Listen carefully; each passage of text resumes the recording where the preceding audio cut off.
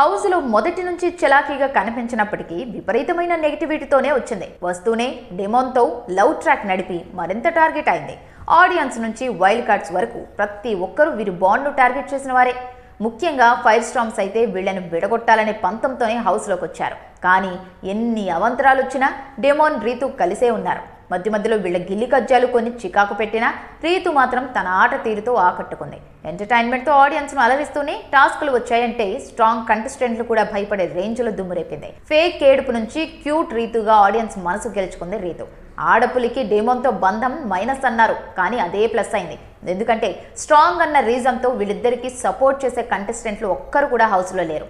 ఏదైతేనే విపరీతమైన నెగిటివిటీని తట్టుకొని 13వ వారం దాకా వచ్చింది రీతు. టాప్ 5 ఖాయం అనుకుంటున్న తరుణంలో షాకింగ్ ఎలిమినేషన్తో బయటకు వచ్చింది. కాగా ఈ 13 వారాలకు గాను రీతు ఏకంగా 26 లక్షలు తన ఖాతాలో వేసుకున్నట్టు సమాచారం. అంటే వారానికి 2 లక్షలు అన్నమాట.